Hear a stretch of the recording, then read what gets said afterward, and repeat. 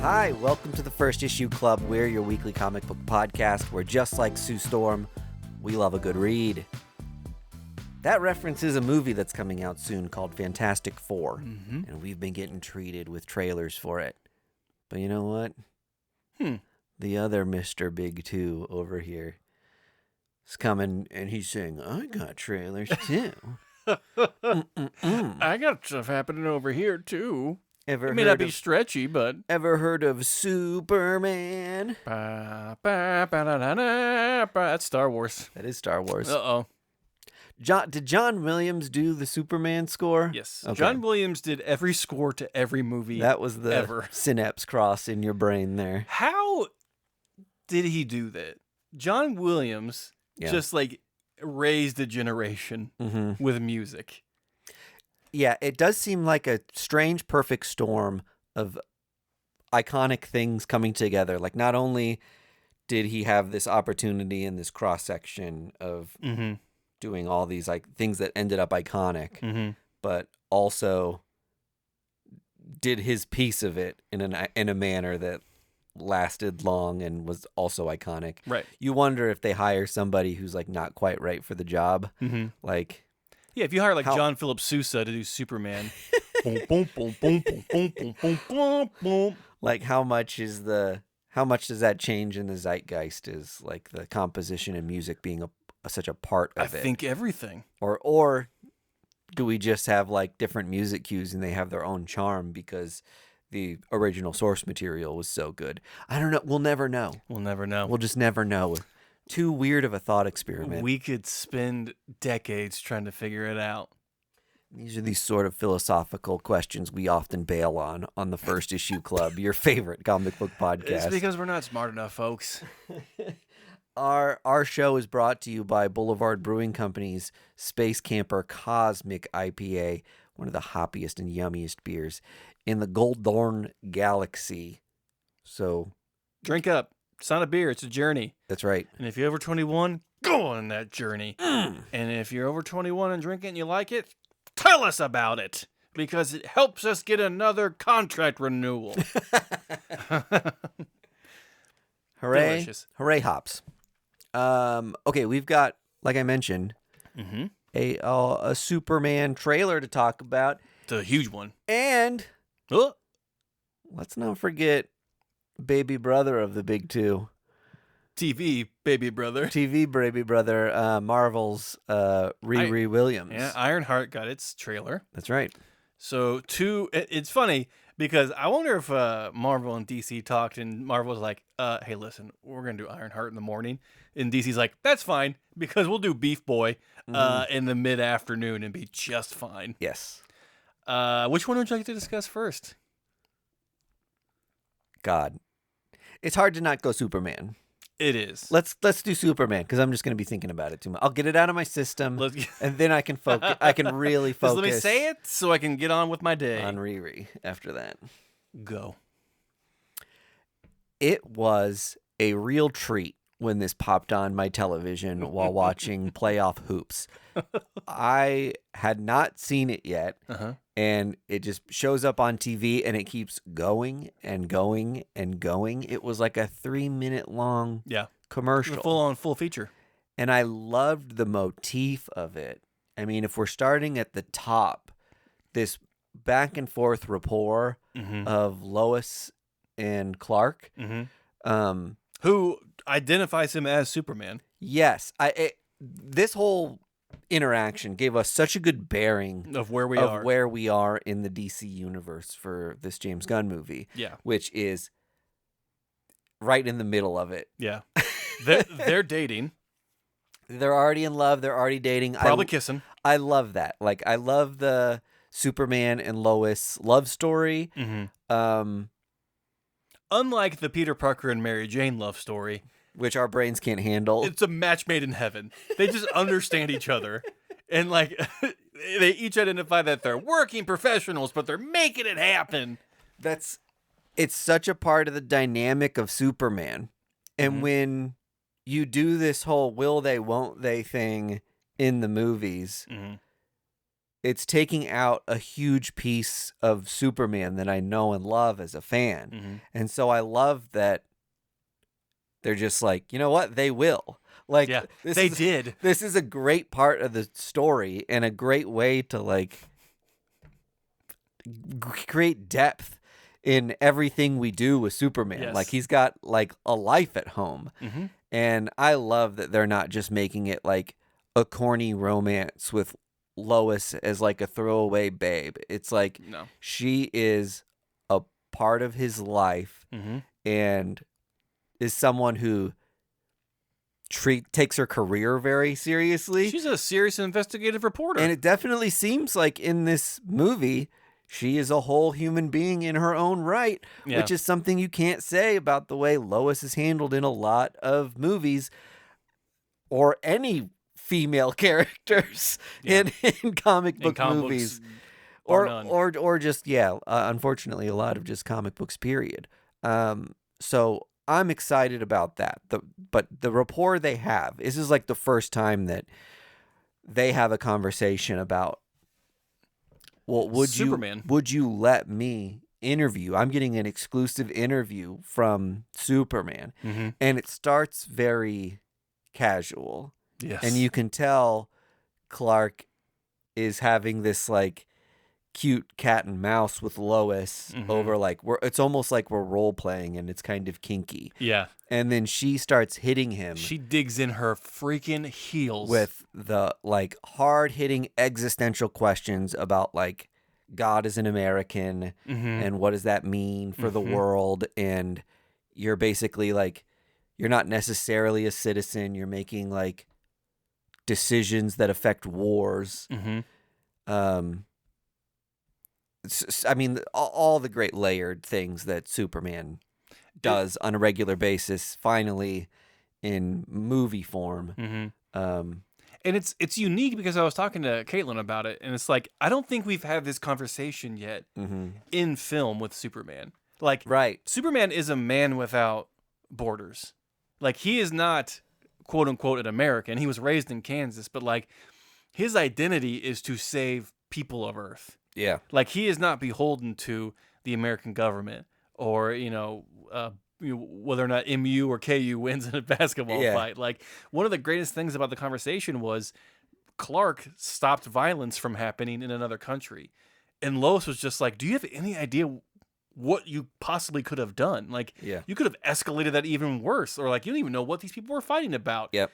And I love the innocence of Clark, of just him kind of shouting. He was just like, I was stopping violence. Like, why do you have a problem with that? How is that wrong? And there's beautiful innocence and naivety about that remark of just like, it's childlike in the best way possible, of just like, someone was going to get hurt, so I stopped them. Yes. But as an adult or someone with, like, more like bigger ideas of what politics are and geopolitics, is like, you just can't do that. You can't step in like that because you create a whole other problem. It is this, like, important turning point in Clark's life where he realizes all the baggage that comes with all of his power. Right. And that seems like the crux of this movie is the public perception of him, the world's perception of him as an American affects the way he involves himself in any foreign conflict, whether he's, like, saving someone or preventing this or that from happening, yada, yada. We're also in that conversation starting to see the through lines that James Gunn is creating with his corner of the DCU, if you want to call it a corner to begin with. Anyway, it's three things. It's like it's a vestibule. It's Peacemaker, it's Creature Commandos, and this Superman movie. Yeah. And they all kind of have Rick Flag, right? Yep. Kind of playing that part of, like, how does America perceive Superman, and do we try to get him to bend to our will? Is he a threat to us? Yeah, like, who are you? Right. Who are you here to help?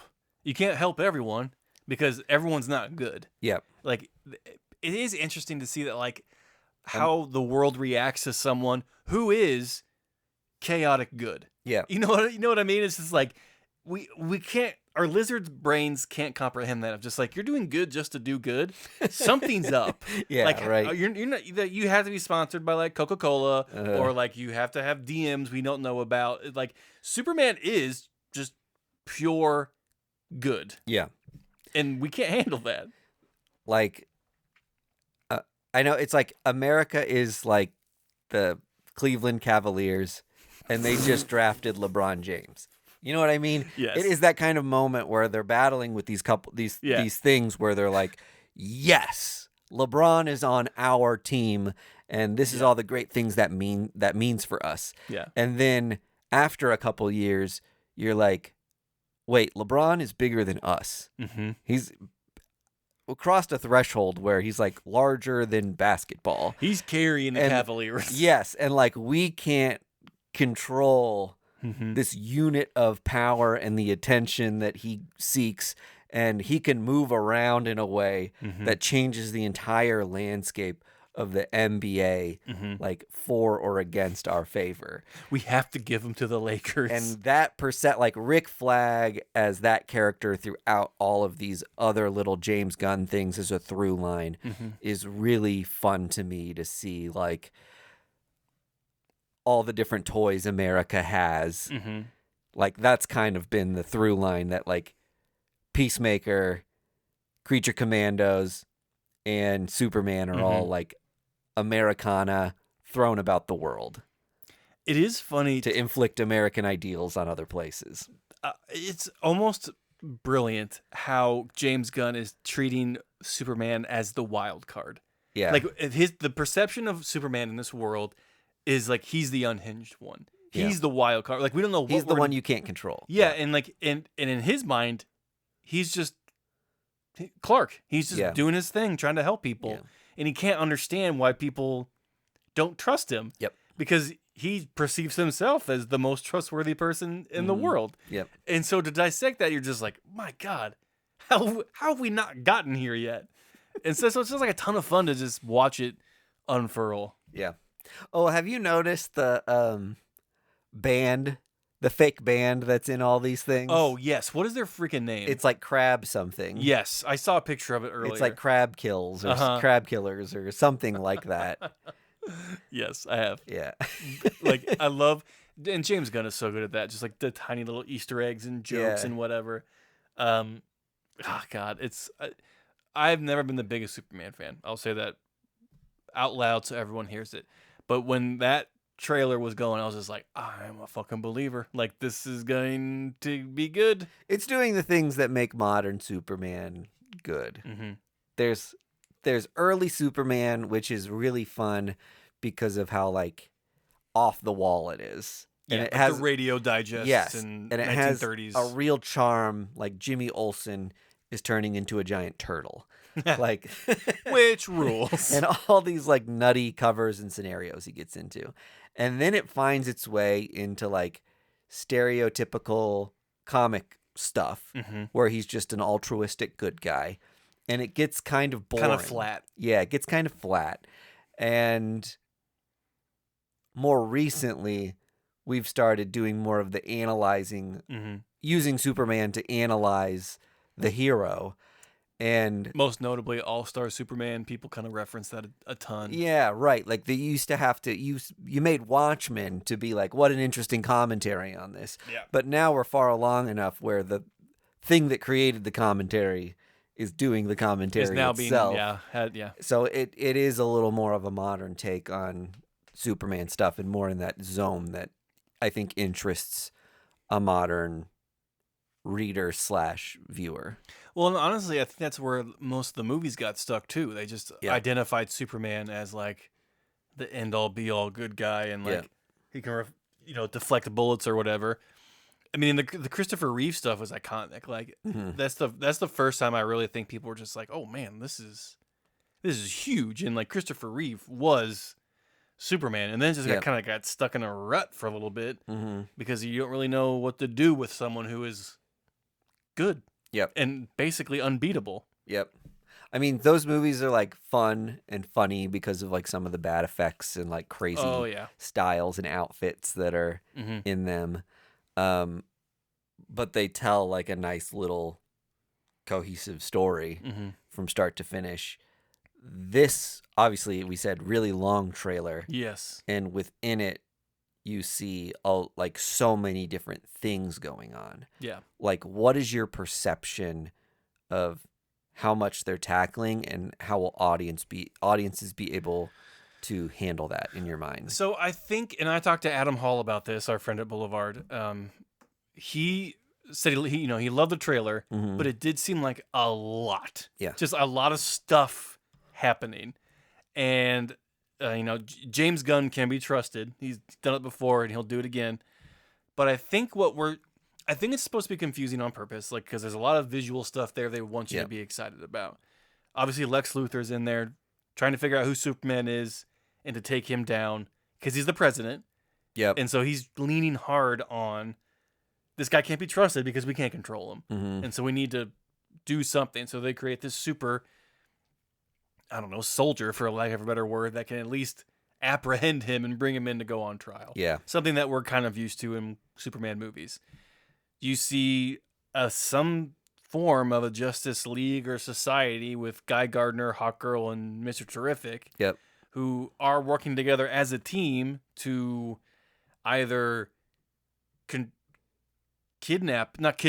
capture Superman, to either question him or put him on trial, or fight their own thing that's happening. That's not been made explicitly clear exactly what is happening with them, but like, are they like pre-established characters too in this world? Are they in line with Lex? This is the part of it that's really interesting to me, because the big knock on the Marvel stuff is there's so many characters you can't keep track of them. Sure. And this movie is just being like full of fucking characters. Yeah, we're full of characters. We haven't introduced you to any of them. You're finding them midway through their journey. They've already had powers and relationships with the characters that are starring in this movie. Like, I mean, Metamorpho's in there. You're like, don't even know who the fuck this guy is. Do you take it at face value and just say, like, I'm going to kick back and enjoy this? Let it wash over me. I do really think that we as comic book fans are really well poised to enjoy this stuff, just because of the nature of being like growing up as a kid and buying Superman number 520 and just being like, okay, like I don't know what the issue was before this or who this guy is, but I'm just gonna assume like he's the bad guy, obviously, so I'm gonna roll with it. Yeah, I can pick it up. I can pick it up. I'll just pick it up. I think we're kind of used to taking those things at face value, and it's just interesting to think about the perception of maybe your more like general audience who has always loved comic book stuff, but doesn't know who Metamorpho is and can't tell you what his whole deal is, or like knows Green Lantern, but like the whole Guy Gardner of it all, people are like, that's really detached from what I know about Green Lantern. I don't think it's going to matter. The general audience will get exactly what they want out of this, which is Superman flying around. Yep. Kicking a lot of ass. Lois Lane will be there. Lex Luthor will be there, so they know those familiar faces. Crypto, the dog. Yep. That's going to be a huge seller Christmas time. There's going to be a ton of Crypto stuffed animals and whatever, so the kids are going to love that. I do love we get to see Crypto joining in on a fight scene in this, which is awesome. And I think it's going to follow the normal beats of a movie, because James Gunn's not an idiot. He knows what he's doing. Like, he's going to lead those people through enough. And like, I'm sure they'll introduce Metamorpho in a way of just like, hi, I'm this guy and I can do this with my body. Yeah. And, non-comic book fans will be like, I understand that. Yeah. But us who have read the comic books will be like, ooh, like they fucking said the thing. And like, that's just what it is now. That's what the movie experience is now. Yep. It's me and my Meemaw going and her going, oh, man, that was fun. He was like flying around. And I was like, yeah, but did you see like the green thing that was like flying around and hitting him? That was from issue 24. Yeah. And she's like, oh, honey, let's just go to Chili's. Like, it's, if you're a good director like James Gunn, you know how to merge those worlds together. Yeah, right. And everyone gets their kudos for that. Yes, I do. it's so hard to detach myself as a comic book fan because I even sit down to some of the Marvel movies and I say, well, I just saw Thunderbolts. Do I need to remember all the details of Taskmaster and Ghost? What was her character's name? And this like B movie brand Captain America, USA agent. Do I need to know the ins and outs of those things to enjoy this movie? Like, I don't think so. Like, No. It was one of those things that I sat down and I'm like, I can take all this at face value without remembering all the minutia details about these characters and really just like get to know these people in the course of this movie. Except that some of them know each other previously and some of them don't, and have fun with it. But again, I'm me, and I've like, you're showing me things that I grew up with. And so I'm like, yeah, I know that's USA Agent. And like, I know all the ins and outs of that character. So it's a lot easy for me to sit down and say, yeah, I can take it at face value. But I think that's what is really good about, like... I'll just be really interested in seeing, I think, what the conversation ends up becoming. I think the conversation, what's going to happen is we're going to get a lot of woke Superman talk. Sure. Because it's a brilliant idea. Well, Lex Luthor being a... political figure. Yeah, like a billionaire business mogul with skyscrapers in Metropolis. Probably an electric car or a truck or some kind of... tech mogul. They'll pose him as a tech mogul, and he's president of the United States. I mean, like, do with that what you will. And he's enemies with America's good boy. Who kind of like your Joe Rogan type. Your moral compass. He's a real Theo Vaughn of the people. Theo Vaughn, yeah. Fuck that dude. Sorry. And I think it's like, it's so smart because he's going to turn it on the head of people, kind of the same way how people went into thinking that Homelander was the good guy. Yeah, right. There's going to be a lot of tough questions in this movie that are posed about Superman and what he is, quote unquote, allowed to do. Yeah. You know, it's like, he is unbeatable. Take every kryptonite thing out of it and every alien race, whatever. Don't think about that. Just think about him on Earth. Yeah. With the technology that we have now, nothing can fucking stop that man. Yeah. That's scary. Just, that's terrifying. Yeah. Because, you know, you can say you're a good guy all day long, but it just takes one bad day for that person just to flip out. Yes. And just rip that world apart. Well, and I'm interested to see how they'll play Lex Luthor, because I think he'll just try to do what I just did. There's an empathetic version of him where you're like, yeah, like, that's scary, and I have a responsibility to my country, to who has elected me as their leader, to ensure we have a contingency plan in place that if this guy, I mean, to kind of nod to a recent movie that's come out with like a minutia spoiler, but if Superman wakes up and has bipolar disorder, like, now we've got a real problem on our hands, and we've never questioned it because... Until now. Because he's always been on our side and been a good guy until now. And what does our side mean to a man with no country? And there's that angle of it, but there's also the angle that Lex Luthor is a small, egoed man. And he can't stand someone being more powerful than him. Sound like somebody you know, folks? Yeah. And maybe a couple people. That's the truer version of Lex Luthor from the comic books. That is the version. Like, yeah. He will mask as the one who is concerned. Yeah. For the American people, but inside he's like, no one can be stronger than me. Yeah. And I want him either dead or bending the knee to me. Yes. And that's going to be fascinating to watch. Yep. Ooh. Folks.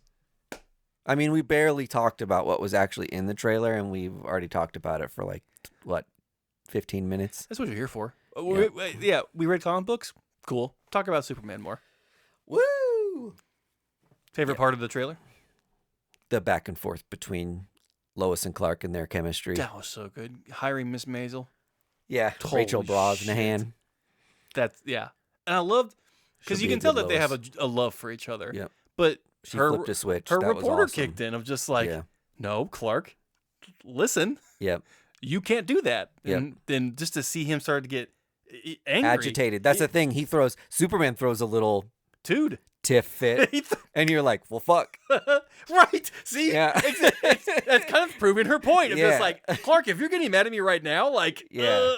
Right. I won. Yeah. If you haven't thought about these things prior to this conversation, you need a reality What? check I mean, God, I hate to gush about it, but what an opening for a trailer just to show you. to start there. Yeah. Here's what we're going to be doing. Yeah. Strap in. Yeah. Oh, God damn. All right. Let's pivot. Ironheart Ironheart. finally coming out Yes. on Marvel television. Mm-hmm. Took a long time. It did take a long time. I forgot it was happening. I think a lot of people did. If you don't know what Ironheart is, she's a lady Iron Man. Iron Lady. Iron Laddie. She is Riri Williams. She basically reverse engineered Tony Stark's tech Mm-hmm. better than anyone in the world because she is as brilliant, if not more so, than Tony Stark. I think, if I remember correctly, and I mean, we love lists and indexes in the comic book community, don't we? We have a second show. We don't talk about it much. It's called Gimme Listy. And it's all we do. We list our favorite lists. But I think Riri is technically higher on the intelligence scale than Tony Stark. Well, if she can reverse engineer. She's in between Tony Stark and like Reed Howard Richards. the Duck. Oh, sorry, Reed Richards. And so it's we first saw her in Wakanda Forever. Yeah. Which is the sequel to Black Panther, which, depending on who you talk to, was either really good or really bad. I need to watch it. I've only seen it one time, Wakanda Forever. I've watched it twice. I need to rewatch it because I remember loving some stuff in it, but it definitely was hindered by a lot. It happened mid-COVID. Yeah. Chadwick Boseman passed away from cancer. That's the biggest one. Yeah, that movie had so much baggage. It had a ton of stuff working against it. But all that to say, I remember enjoying it.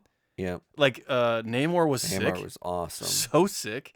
I loved what they did with it of just like bringing in a new heir to the Black Panther realm. Kind of ended on an interesting cliffhanger to who will take on the Black Panther mantle. Mm-hmm. But that's where we get a bulk of Ironheart. And she's gifted like a suit from Tony Stark. And then and that's just where it ends. Like we haven't seen her since, I think, right? We haven't seen her in much else. Gosh, I think she cameoed in Didn't see her in She-Hulk. one of the TV shows, didn't she? Did she not? I don't think so. Gosh, I really felt like she showed up in one of the TV shows, but maybe I'm wrong. And in any case, she has her own show now, and she's back at MIT. She has reverse engineered again another suit because they took the suit back from her from Wakanda Forever. Okay. Because they said, you can't have it. Yeah. It's ours. We made it. And so she found somewhere she found another suit. Yeah.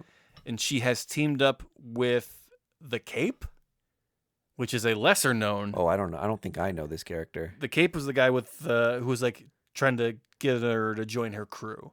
Okay. And he has a cape. I mistook this as an arcade debut. Which would be sick as hell. The trailer starts with her getting into like a freight elevator Mm-hmm. to go up to like a meeting or something. Mm-hmm. And then it pauses midway through and like gas starts filling the thing. And they're like, you've got, Such and such such and such amount of time to defuse the like poisonous bomb Mm-hmm.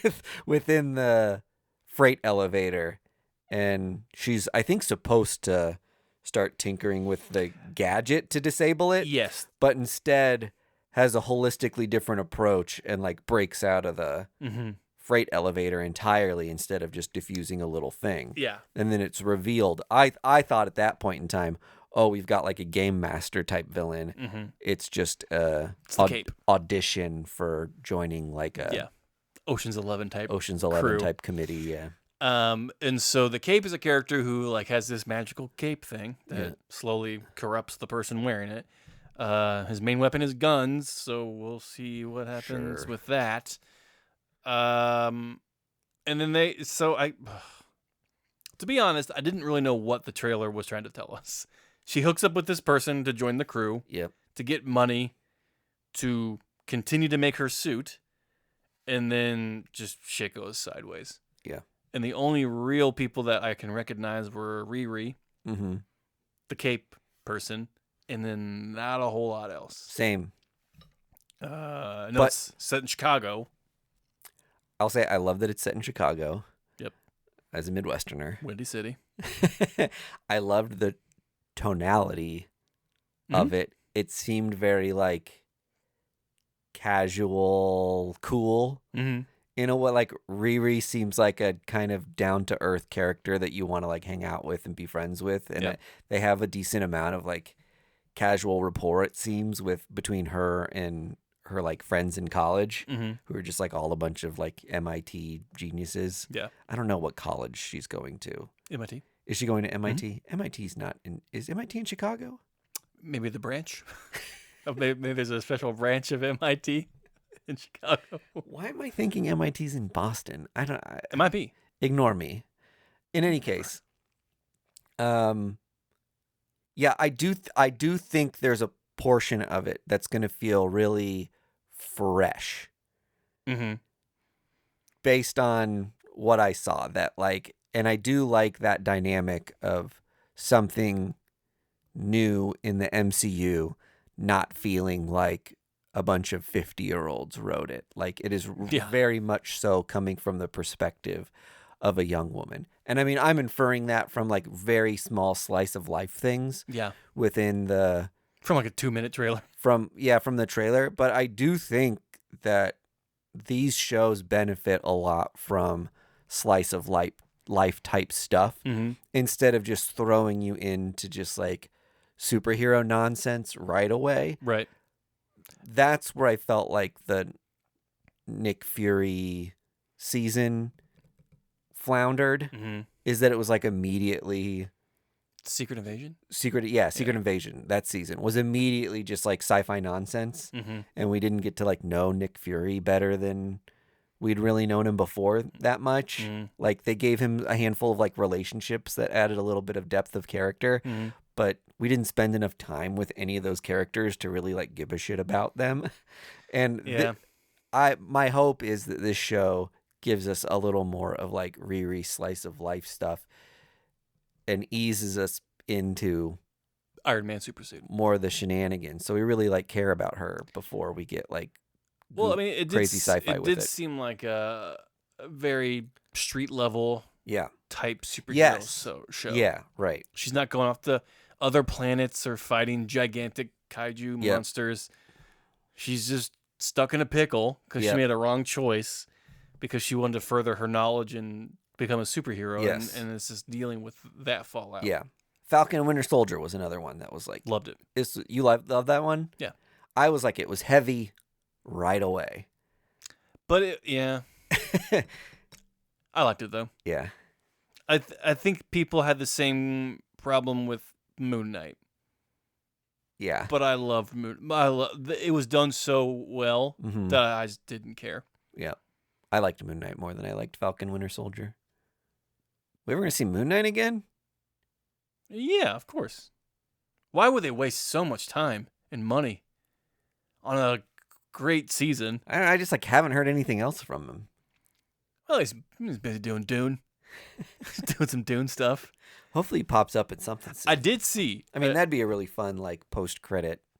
He will be an Avengers movie. I promise you. Yeah. Because I did hear and read that Vision Quest will be the last MCU TV show that deals with a major main character. Okay. So any Marvel show after that will be like minor bit characters. Yeah. Which is probably good. Mhm. I mean, because it makes it less dependent on having to see those shows Yeah. if they show up in a movie, Yeah. i.e. Thunderbolts. Sure. So It feels like too much exposure to the thing you love that like led to the problem of MCU exhaustion. too much of a good thing. Yeah. Yeah, I mean, you're not wrong. I'm excited to see it. It comes out this summer, Yeah. and then We're really getting treated. This is an amazing summer we're for really eating, folks. Just for chomp, comic chomp, fans. chomp. That was me chewing on cereal Yep. for watching the video. We got the old guard. Me and Andy talked about the Old Guard 2 trailer Oh yeah, I never last saw the week. first season of that show, or sorry, movie. movie. Is it good? I liked it. Yeah. All right. Charlize Theron Charlize Theron. just doing her thing. Mm-hmm. In a big way. Let's talk about comic books. Let's talk about comic books.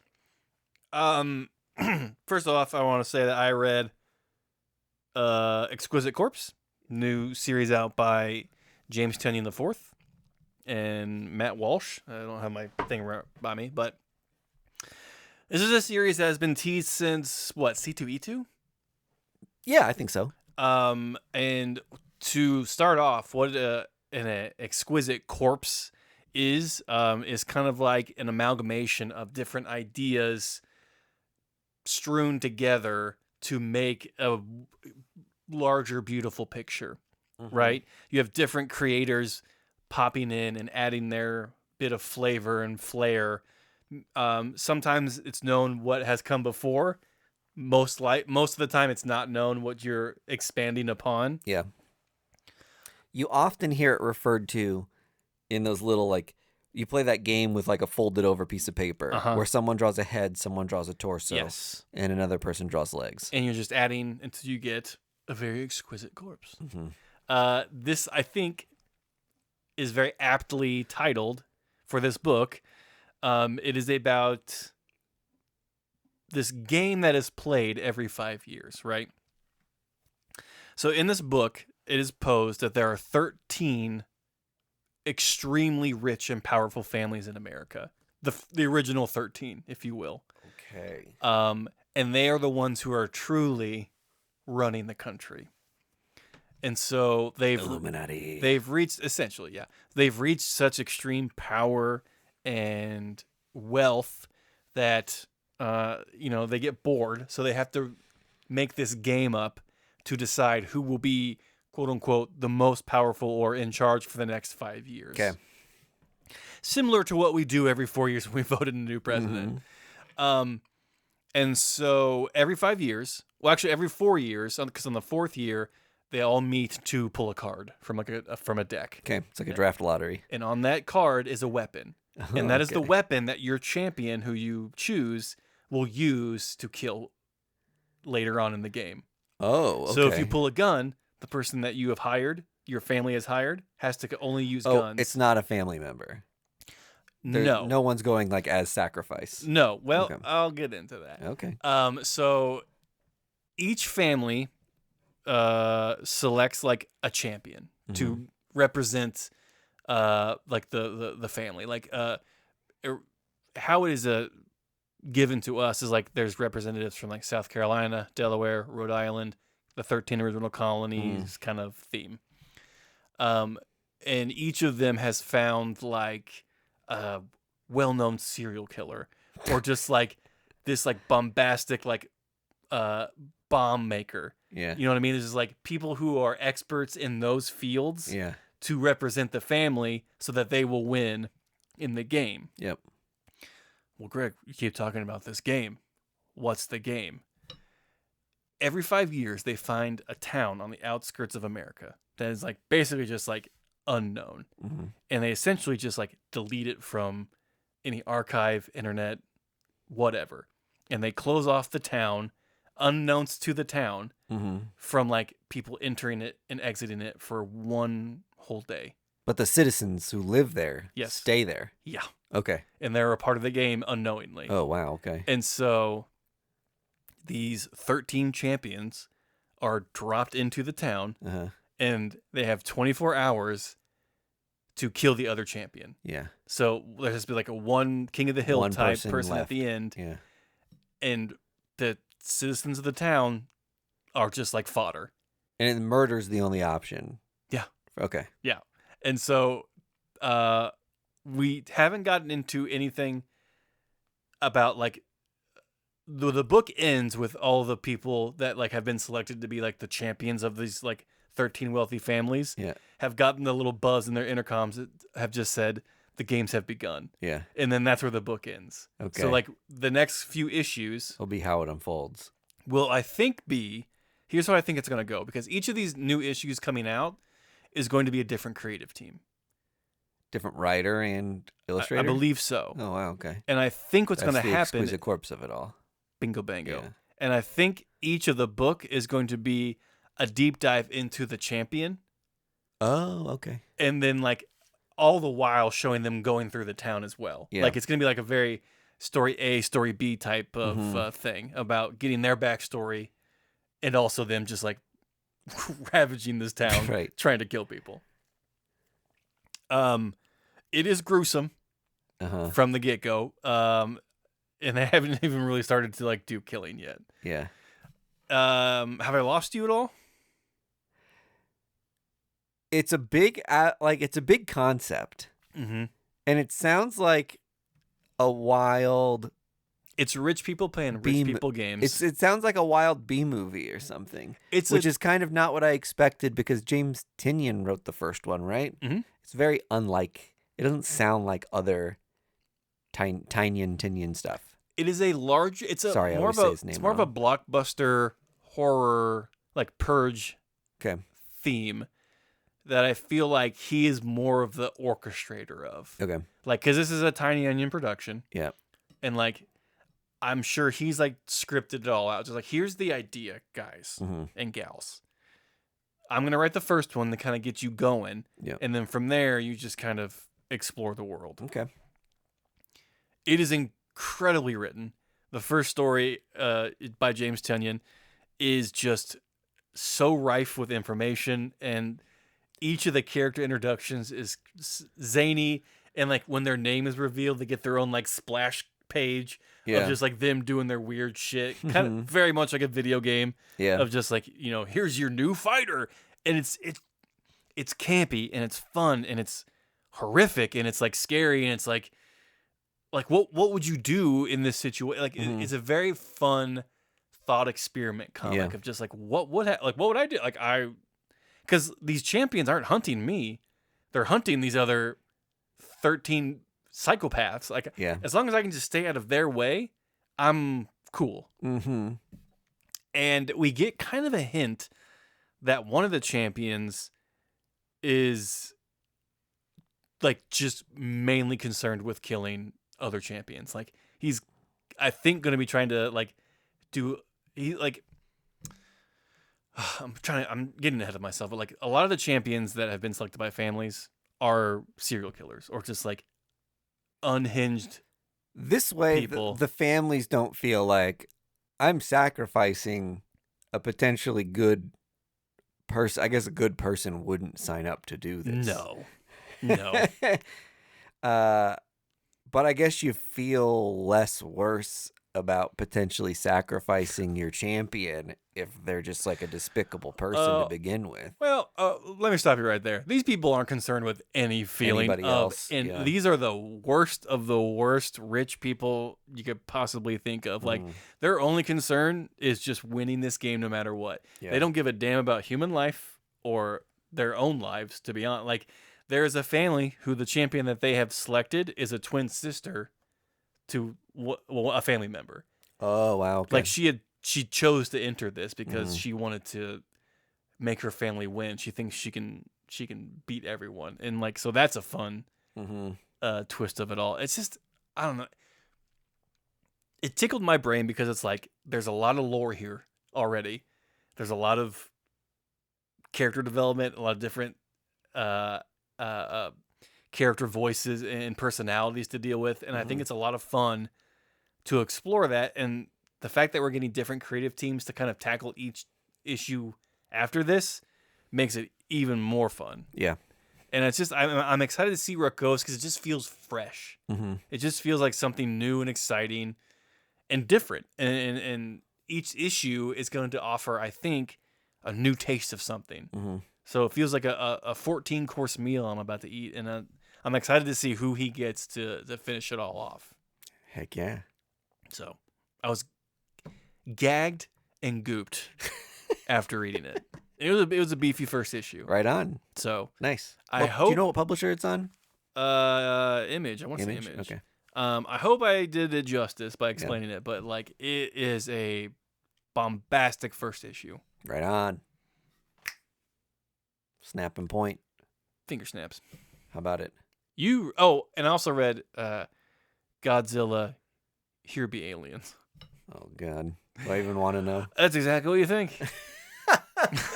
If you like Godzilla, you like aliens, check it out. It was fun. It's very campy. Yeah. Is it a Marvel thing? No. Yeah. It's a IDW. There's so much Godzilla stuff happening now. Godzilla's having a moment. Yeah. Everywhere. You can't turn the corner without seeing a Godzilla. All right. I read Battle Beasts. Ah, yes. The popular Blind Battle Beast. Yeah. We're having a real moment, a fun community moment in comics because all the copies were blind bagged, meaning like the old dirty magazines that used to sit behind the counter with a bag around them so you can't see the smut revealed beneath if you're bringing your kid through the convenience store. Or the porn shop, Or the porn, yeah, dragging bring your your kid kid to the porn into shop. a porn shop. Don't look at and it's these. like they bother to censor them in there. Can't we cover these up?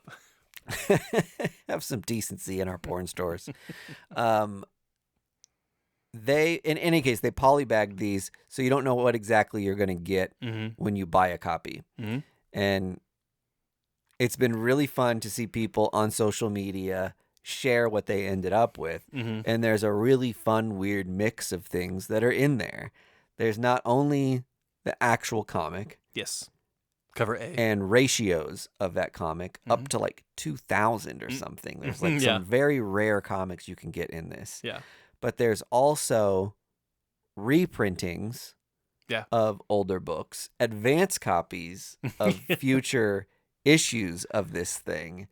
It's like is all over the place with the fun little bits. You can get one of the like rarer covers comes with a Battle Beast paper mask, like already die cut and stapled to the outside of the cover. Hell yeah. All of these are $3.99, by the way. Yes, they're all very affordable for what it is. I feel like with such a good gimmick and the chance to like have a hit in it like you would with baseball cards or something. Yeah. Is creating a real fervor for it. Yeah. And it's doing it in a fun way that doesn't really seem like predatory. Sometimes when you do that whole like blind box kind of thing where a lot of the blind boxes have junk in them and then one person maybe gets something like worth like $15 what they actually paid for the thing. Like this is like you're paying the price less so of what you would a standard comic book and you're either getting that comic or you're getting something really rad as a bonus, and you're only out $4. Like it's a great gamble. So there's very few publishers I feel like that have figured out ways to have community moments with something that's like published. You know what I mean? And it's like I would love to ask Robert Kirkman if like, did you know that this was going to be a great money making opportunity, or did you just see a moment that could be just really fun? Just a fun moment where you're like, you know what? Let's just do it. Let's just if the fun catches enough fire, we'll make our money back. But like it's going to be fun. It's a very Willy Wonka moment, and it was super cool. And let's give credit to where credit's due. Chip Zdarsky and Matt Fraction, I feel like really kicked the snowball down the hill with the blind bag stuff. Yes. With the like surprise sketches. Oh my God, those. I think this has a handful of like original Otley. Oh my God, that'd sketches be so cool. And things like that in it. That'd be nuts to get a Ryan Otley. You can get blank covers as part of the rotation of covers. but you can also get some that are already like signed or sketched, I believe. Man, I need to go buy one. I didn't buy one. I bought a bunch of them. I pre-ordered them at like half price, so I was like, fuck When it. are those getting here? Probably it's going to take another like month or so. That's going to be a Patreon episode. Yeah, I'll We'll definitely just save crack all those open on video. But the book. The contents within, what actually happens. So you kind of get a slice of like what happened when Battle Beast showed up in Invincible, and then like the immediate follow, the immediate death of him when he just like exits. Really fun. His whole deal is that he's trying to find someone in the universe who can match his rage. That he is just unhindered, ballistic, animalistic energy and violence. And has yet to find much like equal. Andy Vargas. Right, exactly. We know someone just like this. Our own Battle Beast. But he's basically leaving Earth because Earth's heroes couldn't do it. Couldn't compare to him, and he's just like, this is a waste of my time. Heads into space. Did Invincible beat him? I thought he was like imprisoned or something. Yeah, Battle Beast comes back to Earth several times, and I think this comic is like takes place somewhere between like issue whatever he debuted in, like 13-ish of Invincible, and then I want to say issue 100 he comes back. Okay. And sounds right. Is maybe killed as like part of that arc. Well, I think Throg or whoever kills him. Yeah. Something like that. And wears him as a cape, which is fucking so cool. But this is the interim where he's trying to find somebody who can like meet his energy. So, I mean, it's a real vibe check. I don't want to get into like all this too much of the specifics of it. He's got a relationship with a ship that's really like a ship's onboard AI that's really fun, and they're just touring places together, trying to find the most like deadly beings in the galaxy that he can come up against. And so the series itself should be such a blast to tour that and see like Badass of the Week, and then have like a crazy. How long is it? Violent fight. I don't know. Are they saying if it's ongoing, that'd be fucking bananas? I think it's a short series. Okay. I honestly thought it was just like a one shot. I could see it being like 4 to 10-ish issues. I don't think it'll be anywhere that long. from 4 to 100 issues, and they're gonna cap it. But it's fun. I mean, this is the sort of comic book that reminds you how fun comics can be. Yeah, and when it's just like focused on one central theme. It's focused on a badass fight, which is just fighting. And you realize like the talent and choreography of that. Kirkman Notley. Yeah, the special rapport and relationship that they have together, and the things that they accomplish are pretty unique. That's like Ed Brubaker and Sean Phillips. Sure. You're just like, those two just get each other. They have a special relationship. They get each other. Kirkman is obviously a great writer, but knows when to take his foot off the pedal and say, like, Ryan Otley can drive the bus right now. Do your thing. Yeah, right. That's awesome. I kind of want to check it out now. Yep. Got to give you some blind bags, but sweet. You'll love it. I know I will. Yep. If Mike D loves it, I know I'll love it. I'm normally not one to enjoy like comics, the crazy violent comics that are like violent for violence sake. But I think, correct me if I'm wrong, it's a little different than say Red Room. Yes. Like it's not nihilistic, right, with its violence. Yep. It's like superhero aligned violence. Okay. Yep. I also read the new Supergirl book. Oh. By? I can't remember her name. I'm very sorry. Love her. It's she's a writer artist combo. Okay. Double duty. I love that. Double duty. I tend to look out for and buy those books where you have an artist writer Because it can go two ways. I don't know. Sometimes Really good or just really bad. I think it's just really interesting to see like this one person had a very unified vision, and here's like them on the page. Like that's very like raw and vulnerable. And then DC was just like, yeah, go for it. And to do that, like I feel like it is very uncommon to get the reins to do that on such a famous character. Like you often see writer creators when they're on the big two, it's like a very small throwaway character and somebody's doing something like weird with it as like an offshoot or a mini. This is like Supergirl solo title. Correct me if I'm wrong here. I don't think they would ever do that for a Batman or Superman book. There's just too much to worry about. And I think they like to publish Batman and Superman on a heightened That's time what frame. I mean. Like it just takes one bad week for that to go off schedule. Yeah, right. And I think the contingency plan there is just like how the president and vice president can't fly in the same plane. It's like we can't have one person doing our flagships. Yep. I really liked this book. It felt at times it felt very Golden Age. Oh.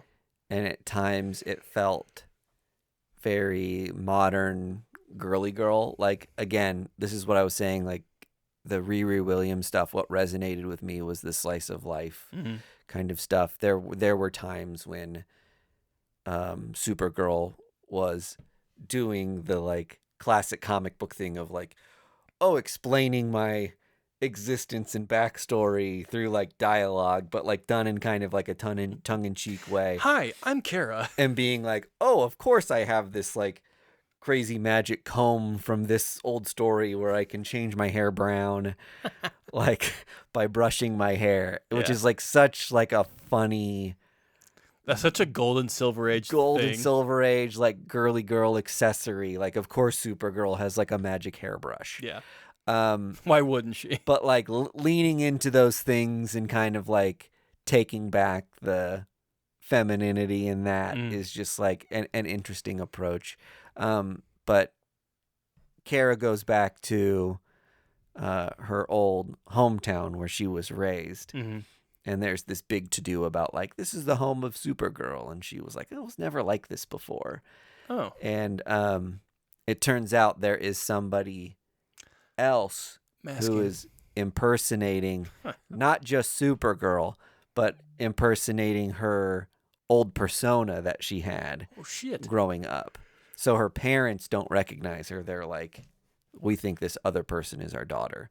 Uh-oh. And so, again, another like turn on this. You're doing this like really fun Golden Age feeling Superman type story, but with this bent of like gaslighting Supergirl, which again feels like another like really fun way to kind of like bring in like the modern femininity like commentary while doing something that's like so classic comics. No, you're crazy. Yeah, I just I enjoyed so much about this, and as I read it, the more I realized it had fun layers. There's the the gal that's replaced her is like super curvy, and she's thick with two C's. Yeah, there's a lot of like that breeds a lot of interesting commentary with like the way people perceive beauty, imposter Supergirl versus the new Supergirl, and then how she like maybe not how I look. Compares or values herself based on this other person and sees how people treat and talk about her like in front of her. She's like, people are talking about me, but that's not me. Yeah. Like you can't say those things about me when I'm... She looks so much better now. Right like, here. Bitch, I am right here. So I don't know. It just deals with like a lot of like modern women dynamics like put in this like perfectly wrapped candy wrapper. That's sick. That I'm stoked to keep reading the series. That's awesome. Yeah. Cool. Yep. All right. Sounds like a pretty good week for comic books. It was. And we didn't even scratch the surface on the number of offerings that were available this week. A lot of other first issues out there that we just didn't have the time to get to. That's right. But if you read some good first issues and you want to talk about them, head over to our Discord. Yep. We've had some new members join us recently. It's the best place on earth that you don't know about, the First Issue Club Discord, where all your friends are at. Ask them. We also have a Patreon, patreon.com/firstissueclub. We have all social medias. Go check them out. Until then, Mike. Sayonara. First Issue Club podcast is brought to you by Boulevard Brewing Company, the people responsible for our favorite drinks, the Space Camper Cosmic IPA family of beers. Our show is edited and produced by our hosts Mike DeStacy, Greg Lichtag, and Andy Vargas. You can find us on social media at First Issue Club, and you can join the supporters who keep our humble podcast going on our Patreon at patreon.com/firstissueclub.